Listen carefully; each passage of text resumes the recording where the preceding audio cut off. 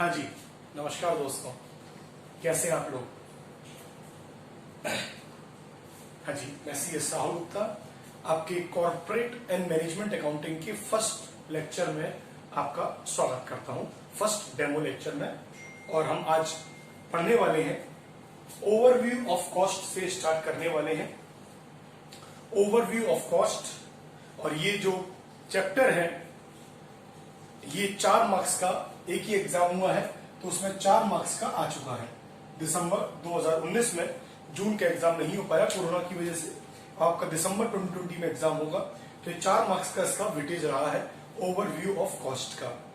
कुछ जून अटेम्प्ट के लिए अमेंडमेंट भी आए थे, उसको भी हम कवर करके चलेंगे इसमें। ये क्या अमेंडमेंट आए थे, हालांकि उन अमेंडमेंट के आने से पहले ही मैं वो चैप्टर में ऑलरेडी पढ़ाता था। वो अमेंडमेंट नहीं है, वो चैप्टर को समझने के लिए अत्यंत आवश्यक है। अगर आपने वो नहीं करे तो आपको वो चैप्टर समझ में बिल्कुल भी नहीं आएगा। ठीक है, तो वो चैप्टर को कंप्लीट समझने के लिए वो कंसेप्ट समझना जरूरी थे, तो वो भी आए हैं, वो भी हम समझेंगे, साथ ही साथ में लेकर चलेंगे। मैं पहले भी पढ़ाता था अमेंडमेंट से पहले, और अभी भी पढ़ाऊंगा। तो 4 मार्क्स का इसका वेटेज है। कोर्स की ड्यूरेशन जो है हमारी कॉर्पोरेट एंड मैनेजमेंट अकाउंटिंग की, वो हमारी 4 महीना है, 4 महीने में खत्म हो जाएगा। अब बात करता हूं मैं ओवरव्यू ऑफ कॉस्ट। अब इससे पहले बात करता हूं मैं हमारा जो सब्जेक्ट है कॉर्पोरेट एंड मैनेजमेंट अकाउंटिंग का। ये बेटा जी सब्जेक्ट का जो बाइफर्केशन है वो कुछ इस प्रकार से है कि 60 मार्क्स 60 मार्क्स की कॉर्पोरेट अकाउंटिंग है और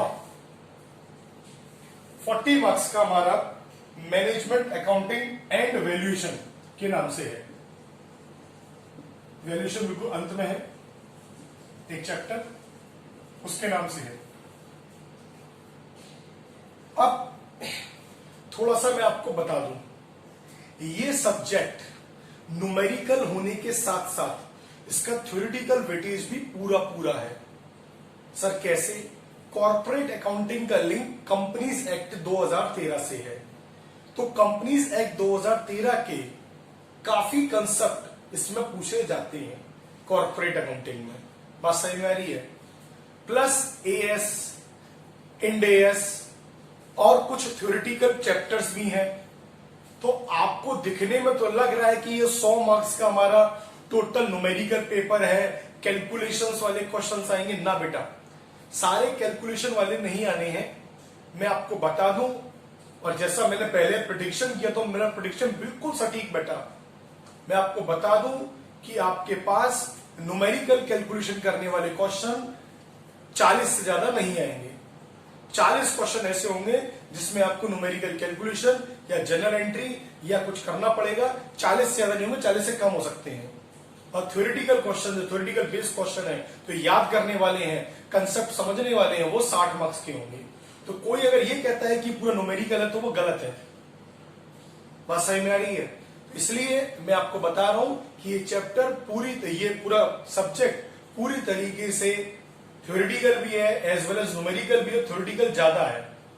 होता क्या है एक्चुअली में, ज्यादातर टीचर, मैं बात केवल आगरे की नहीं कर रहा, पूरे इंडिया की बात कर रहा हूं, ज्यादातर टीचरों का फोकस एफएम में, एसएम की बात नहीं कर रहा, एफएम में और कॉर्पोरेट एंड मैनेजमेंट अकाउंटिंग में उनका फोकस रहता है केवल न्यूमेरिकल कराने पर। न्यूमेरिकल जनरल एंट्रीज केवल इस पर फोकस रहता है। वो कहते हैं थ्योरी अपने आप कर लेना, अपने आप कर लेना, अपने आप कर लेना। अपने आप कोई बच्चा कर नहीं पाता ढंग से, बच्चे को लगता है हमें कर लूंगा, और अंत में जो मार्क्स हैं वो सब्जेक्ट में कम रह जाते हैं। तो please corporate and management accounting और साथ ही साथ में एफएम के बारे में भी अभी कह दूं कि इन सब में थ्योरी बहुत इंपॉर्टेंट है। थ्योरी ना पढ़े या थ्योरी पर कम ध्यान दिए, आपके मार्क्स अच्छे से नहीं आएंगे, ना आप अच्छे मार्क्स से पास हो पाएंगे। ठीक है, चले अब मैं ज्यादा डिले बिना किए स्टार्ट करने वाला हूं चैप्टर ओवरव्यू ऑफ कॉस्ट। चले आप लोग स्टडी निकाल लें। स्टडी हमारी बेसिक मटेरियल रहेगी, और स्टडी के अलावा अगर जैसे वही तरीका जो एफएम में था, स्टडी के अलावा अगर मुझे कुछ लिखवाना होगा तो मैं बोर्ड पे लिखवाऊंगा, नहीं तो आपको व्हाट्सएप पे सेंड कर दूंगा। फिर उसके बाद क्वेश्चन सेंड करूंगा। क्वेश्चंस में कोई प्रॉब्लम हो तो आप मुझे भेज दीजिएगा, बिल्कुल लाइव चलेगा। और रिकॉर्डेड लेक्चर्स की तरह नहीं है कि आपको थमा दिया किताब और आप सुनते जाए। आपकी प्रॉब्लम्स है तो ईमेल लिखो, फोन करो, व्हाट्सएप करो, कुछ ऐसा नहीं है, बिल्कुल लाइव चलेगा बेटा। मैं कंसेप्ट बताऊंगा, प्रॉब्लम पूछूंगा, आप प्रॉब्लम बताएंगे, अगले दिन उसके ऊपर वीडियो बनाऊंगा, फिर नया कंसेप्ट बताऊंगा, फिर आप प्रॉब्लम पूछेंगे तो उसके ऊपर वीडियो बनाऊंगा। टोटल एक तरीके से लाइव क्लासेस चलेंगी।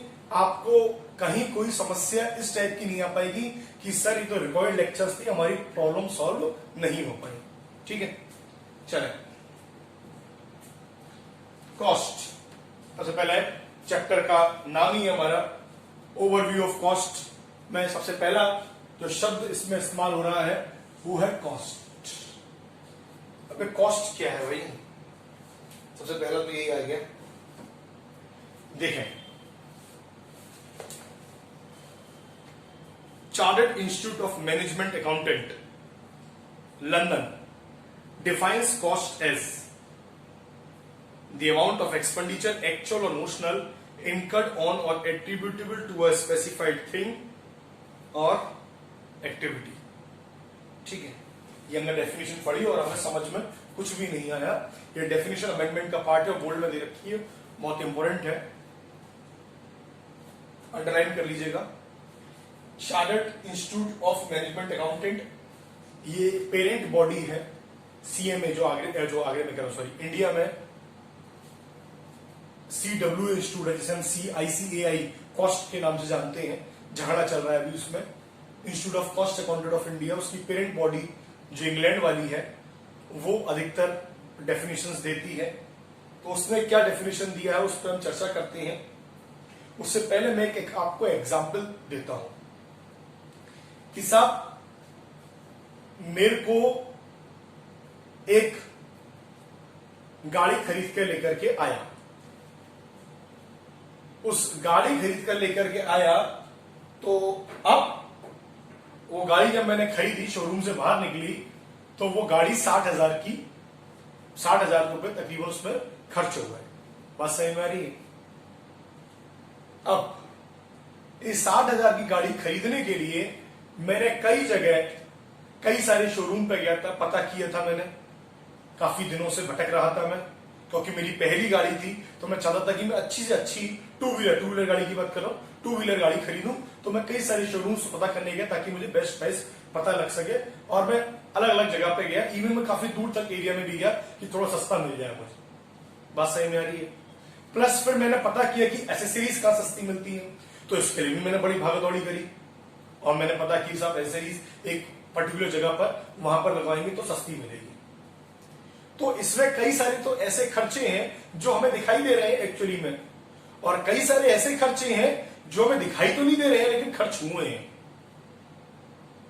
तो इसमें वर्ड शब्द यूज हुआ है, आप ध्यान से देखें, cost as the amount of expenditure actual और नोशनल।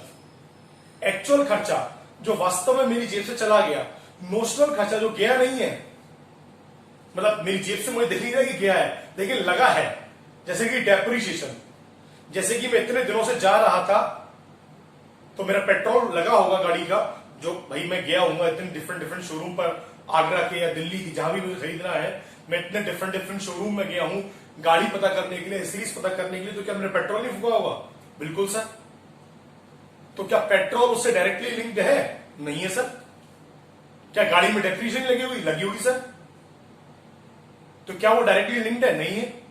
तो ये ऐसा खर्चा है जो कि नोशनल है। नोशनल मीन्स काल्पनिक, ये एट्रीब्यूटेबल, उससे संबंधित है। बात सही में आ रही है? तो एक्चुअल खर्चा क्या है सर? जितना मैंने गाड़ी खरीदी 60,000 रुपया, तो 60,000 रुपये गाड़ी खरीदी ना, वो प्लस एसेसरीज, मान लो चलो 4,000 की एसेसरीज लगाई तो 64,000 आपकी हुई कॉस्ट, जिसे आप कह रहे हैं एक्चुअल में मेरी जेब से गया है। और नोशनल खर्चा भी हुआ होगा आपको जाने का, ढूंढने का, पेट्रोल का, प्लस गाड़ी में जिस गाड़ी से आपने ढूंढा होगा उस गाड़ी में डेप्रिसिएशन लगा होगा, तो कुल मिलाकर के 1,000 का डेप्रिसिएशन, तो अभी कॉस्ट कितने की पड़ी? 65,000। बात सही में आ रही है मित्र? तो cost is the amount of expenditure actual और notional incurred on or attributable to a specified thing or activity। Incurred on, खर्च हो गई है या संबंधित है, एट्रीब्यूटेबल टू स्पेसिफाइड थिंग और एक्टिविटी, किसी चीज से जुड़ी हुई है या संबंधित है, स्पेसिफाइड थिंग और एक्टिविटी।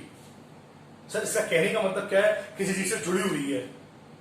एक तो होता है इनकर्ड, खर्च हो गई, एट्रीब्यूटेबल जुड़ी हुई है, अभी खर्च होगी।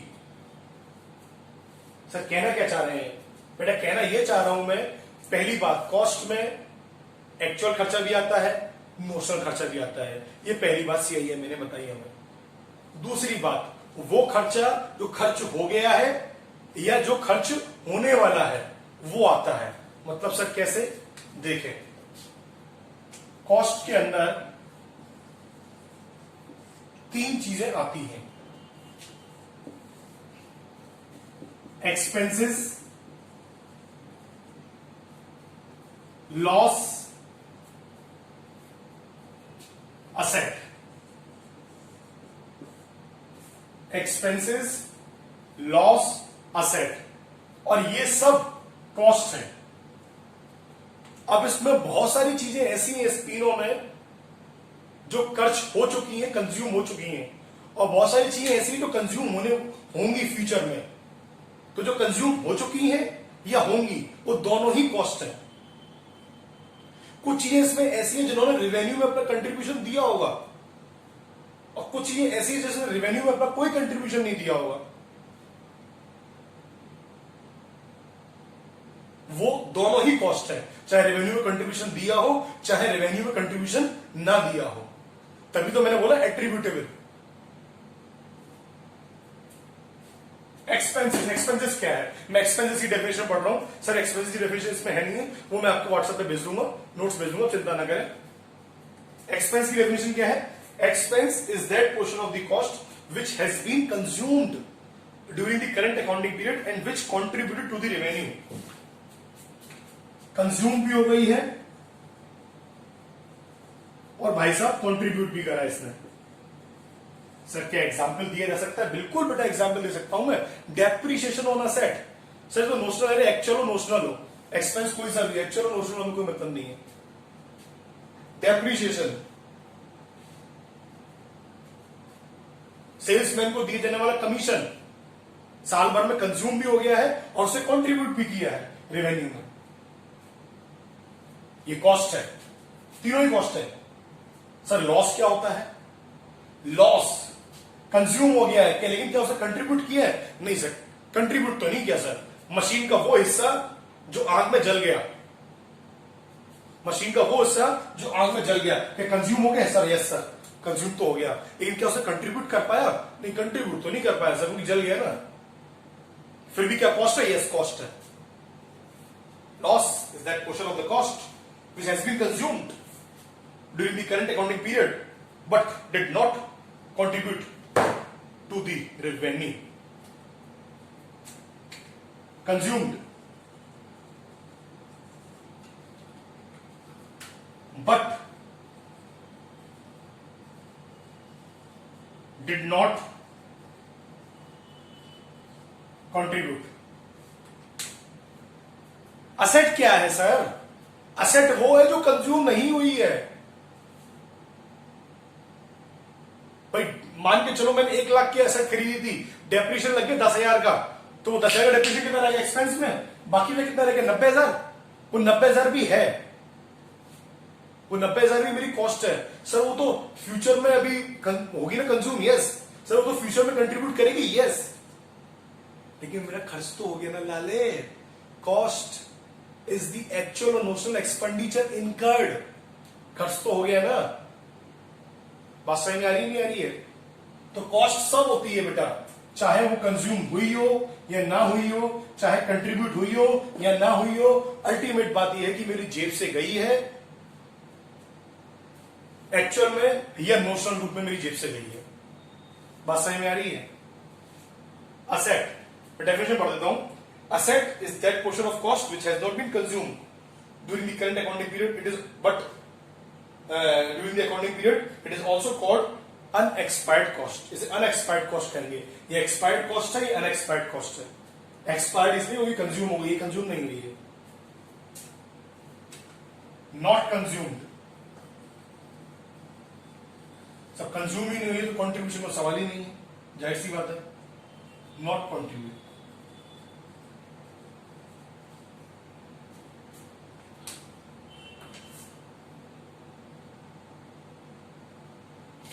Cost is the amount of expenditure actual or notional incurred on attributable to a specified thing or activity। Specified thing और activity क्या है? Specified thing और activity जो काम आप कर रहे हैं, उस काम को करने में आपको जो खर्चा हुआ है एक्चुअल और नोशनल, वो कॉस्ट है। सर मेरा काम तो ना ऑटो चलाने का, तो ऑटो चलाने में जो आपको एक्चुअल और नोशनल खर्चा हुआ है वो कॉस्ट है।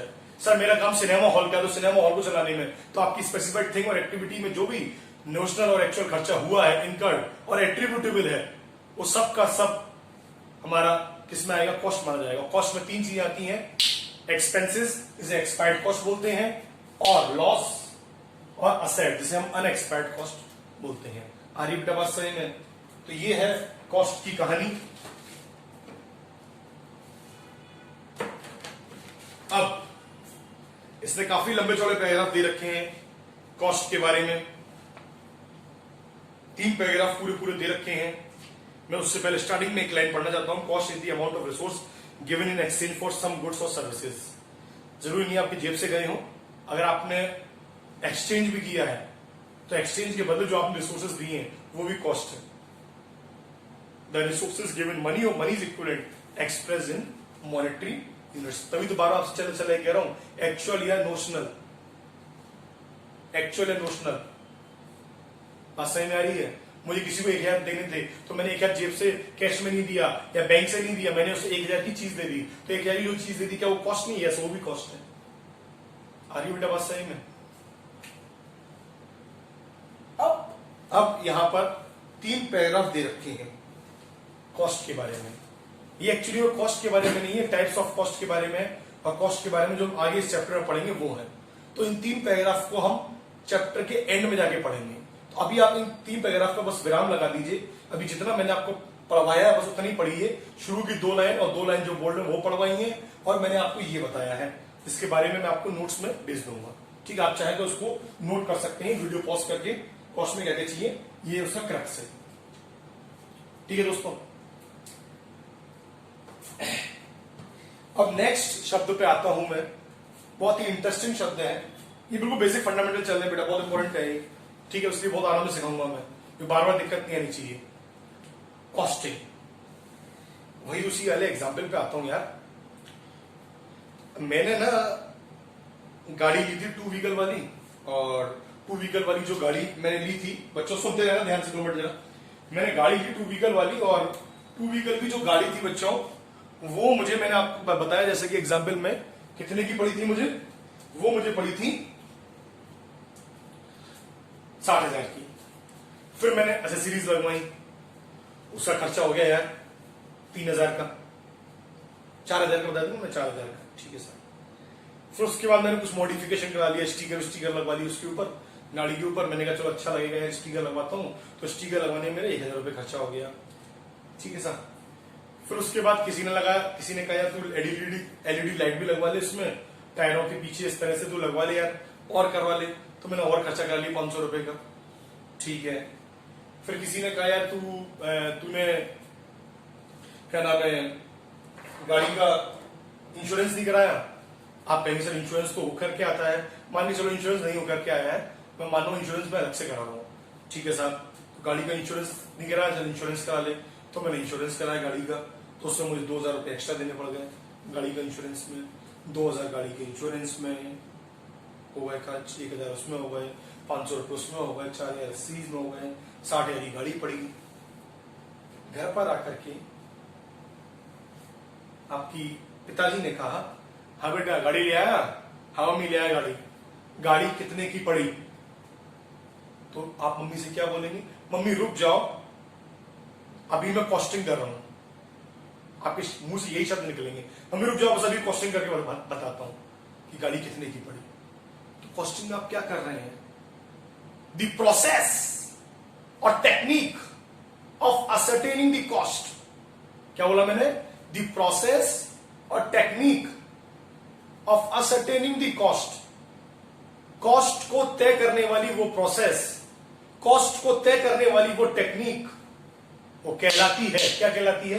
कॉस्टिंग।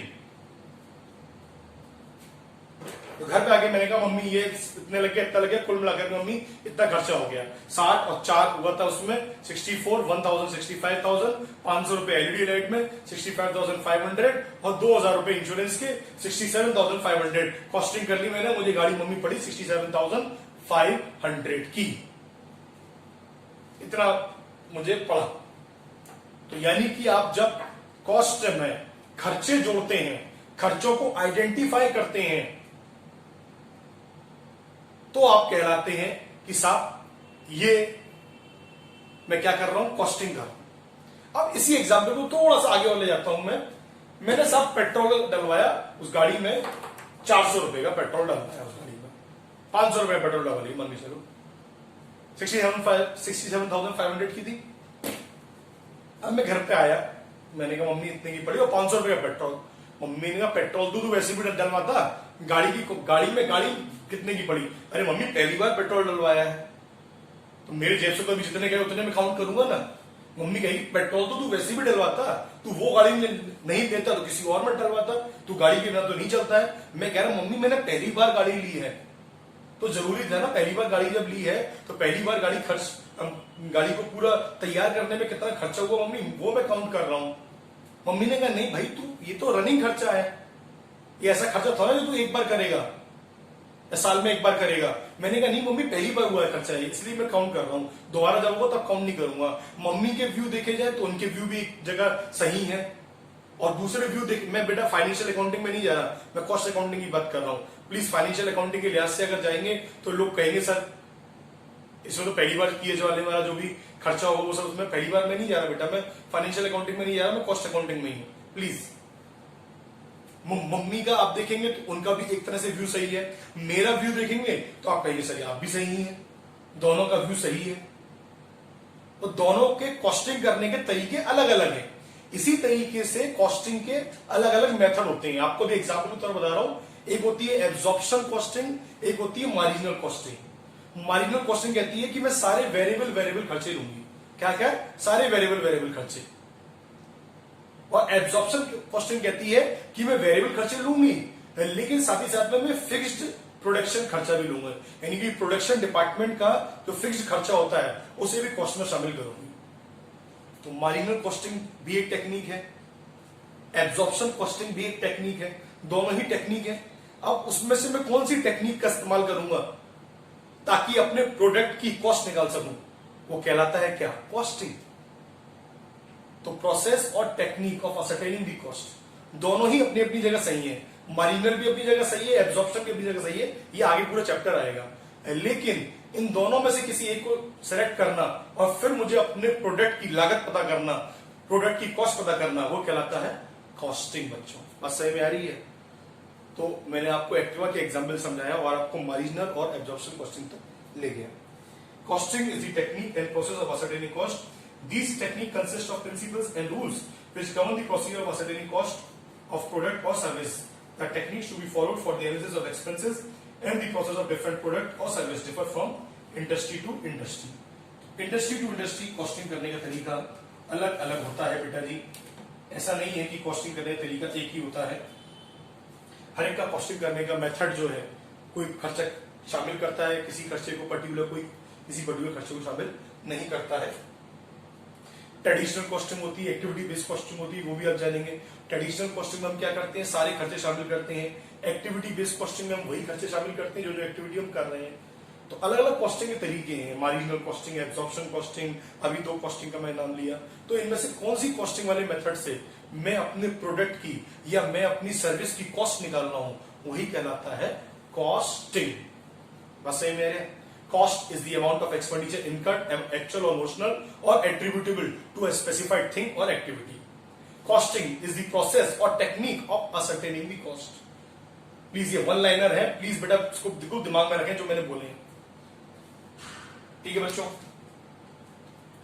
अब मैं आगे बढ़ रहा हूं बच्चों, और अब मैं आ रहा हूं नेक्स्ट टॉपिक पर। ये बहुत बेसिक है। अधिकतर टीचर आपको कहेंगे बेटा सेल्फ पढ़ लो, बताएंगे ही नहीं, लेकिन बहुत जरूरी है बेटा जानना। मैंने एफएम के डेमो में भी आपको बताया था कि ये सारी चीजें जानना बहुत जरूरी है। एग्जाम पास करना ही हमारा लक्ष्य नहीं है।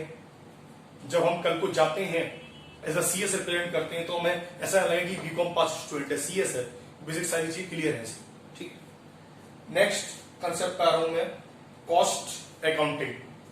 कॉस्ट अकाउंटिंग की CIMA वालों ने क्या डेफिनेशन दी है, आइए वो देखते हैं। कॉस्ट अकाउंटिंग की डेफिनेशन उन्होंने दी है, मैं सेकंड वाले पैराग्राफ को पढ़ रहा हूं बेटा जी। Classifying, recording, appropriate allocation of cost of product or services for the presentation of suitably arranged data for the purpose of control and guidance of management। अब कॉस्ट के डेटा को आपको कलेक्ट करना है, पूरा कलेक्शन से लेकर के अंत तक प्रॉफिट असरटेन करने तक की एक्टिविटी, जो आपने फाइनेंशियल अकाउंटिंग की डेफिनेशन पढ़ी थी, art of recording, classifying, summarising, याद आया? जो आपने अकाउंटिंग की डेफिनेशन पढ़ी थी, वही अकाउंटिंग की डेफिनेशन को आप कॉस्ट के साथ जोड़ देंगे। भैया अकाउंटिंग की डेफिनेशन ये हमारे पहले चैप्टर में ही दे रखी है AICMA के द्वारा, जो अकाउंटिंग की डेफिनेशन है। अकाउंटिंग मैं पढ़ रहा हूं, accounting is the art of recording, classifying, summarising in a significant manner and in terms of money, transaction and events, in part at least of financial character and interpreting the results thereof। तो ये हमारी accounting की definition है। अब यही accounting की definition को यदि मैं कॉस्ट के साथ जोड़ दूं तो वो कॉस्ट अकाउंटिंग की डेफिनेशन बन जाती है। यानी कि शुरू से लेकर के आखिर तक का आपको सारा काम करना है।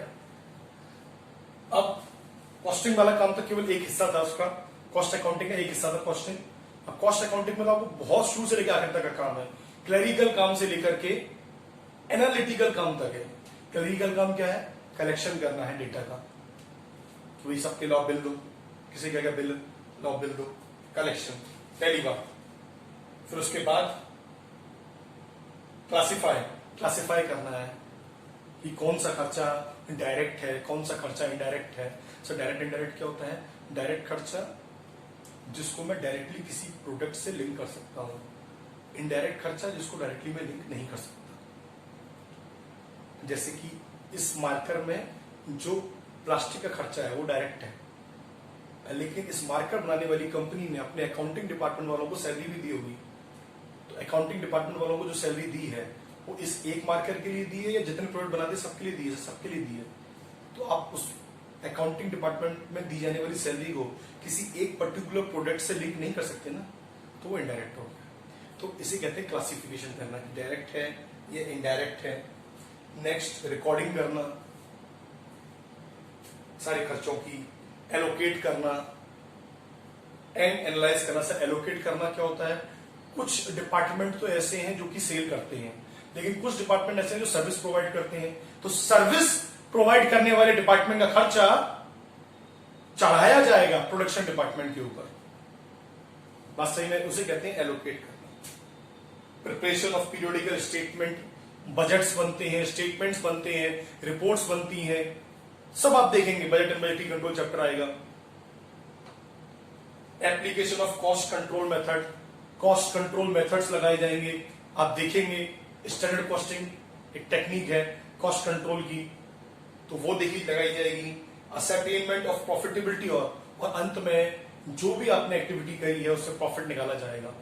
तो कहने का मतलब है शुरू से लेकर कलेक्शन ऑफ डेटा से लेकर के असरटेनमेंट ऑफ प्रॉफिट तक का काम।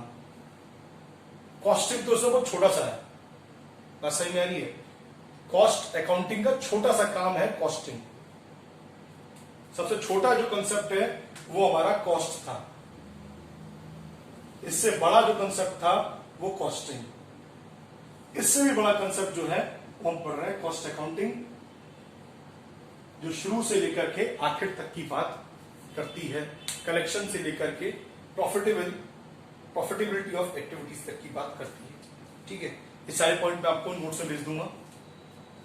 हालांकि इसमें दे रखा है ये सब क्लासिफाइंग से लेकर के गाइडेंस ऑफ मैनेजमेंट तक, लेकिन फिर भी 4 पॉइंट जो एबीसीडी में मैंने आपको बताया ये मैं आपको भेज दूंगा नोट्स के रूप में व्हाट्सएप करके।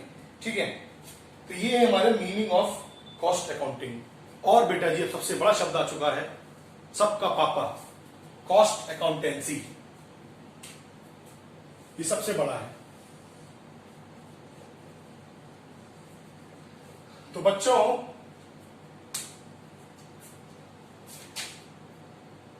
जब आप CIMA लंदन,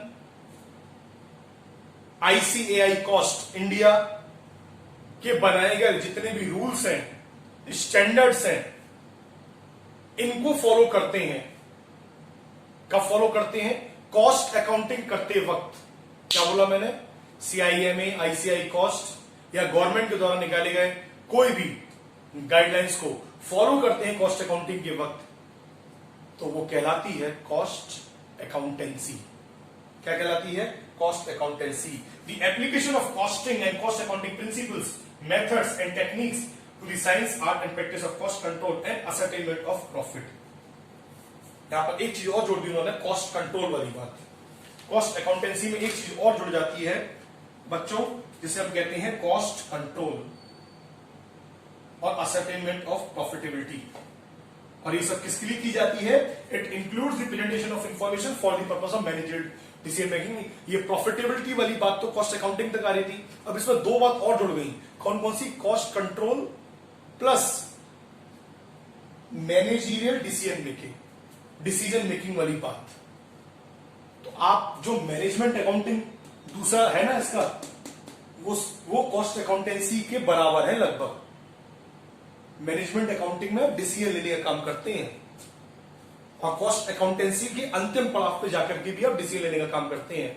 तो आप समझे, जहां कॉस्ट अकाउंटेंसी खत्म हो रही है, जैसे यहां कॉस्ट अकाउंटेंसी खत्म हो रही है, तो यहीं का जो हिस्सा है, अंतिम हिस्सा, यही कहलाता है मैनेजमेंट अकाउंटिंग। तो कॉस्ट अकाउंटेंसी की डेफिनेशन क्या है? Application of cost accounting principles, rules, procedure. Cost accounting में जो बनाए गए प्रिंसिपल एंड रूल्स हैं उनको फॉलो करना, जो ICAI कॉस्ट ने या CIMA लंदन ने या गवर्नमेंट ने बनाए हैं, प्लस कॉस्ट कंट्रोल करना, ये नई बात पहली। और दूसरी, कॉस्ट कंट्रोल करना है, प्रॉफिटेबिलिटी वाला काम तो कॉस्ट अकाउंटिंग में आ गया। साथ ही साथ में हमें क्या करना है? मैनेजमेंट को डिसीजन मेकिंग के लिए डेटा को प्रेजेंट करना है ताकि मैनेजमेंट डिसीजन ले सके। तो जहां पर कॉस्ट अकाउंटेंसी बस खत्म होती है, उसका जो अंतिम पड़ाव है वहीं से हमारी मैनेजमेंट अकाउंटिंग स्टार्ट हो जाती है। बात सही में आ रही है? तो कॉस्ट अकाउंटेंसी की डेफिनेशन भी आप पढ़ सकते हैं, अपनी स्टडी में दे रखी है, बहुत ही छोटी है। तो मैं स्टार्टिंग से स्टार्ट कर रहा हूं। Cost is the amount of expenditure incurred, actual और notional, or attributable to a specified thing or activity. Costing is the technique or process of ascertaining the cost. Cost accounting is all about correcting, classifying, recording, allocating the data, presentation of data for ascertainment of profitability of activities, or applying the principles of cost accounting and cost accounting methods to the art and practice of cost control and ascertainment of profitability. It includes the presentation of information for the purpose of managerial decision making. तो cost एक खर्चा है, उस खर्चे को किस तरीके से काउंट किया जाए, क्या तरीका अपनाया जाए, वो कॉस्टिंग है। और उस खर्चे को का इंफॉर्मेशन कलेक्ट करने से लेकर के प्रॉफिट निकालने तक का काम कॉस्ट अकाउंटिंग में होता है। और जब प्रिंसिपल्स को लगाते हैं, किस लिए लगाते हैं? ताकि हम कुछ डिसीजन मेकिंग कर सकें कॉस्ट अकाउंटिंग में, तो वो कहलाता है कॉस्ट अकाउंटेंसी। तो ये 4 बेसिक कंसेप्ट मैंने आपको पहले डेमो लेक्चर में समझाया। उम्मीद करता हूं आपको समझ में आए होंगे। कोई भी प्रॉब्लम लगे, परेशानी लगे, आप बिल्कुल बेहिचक बिंदास मुझसे पूछ सकते हैं। ठीक है बच्चों।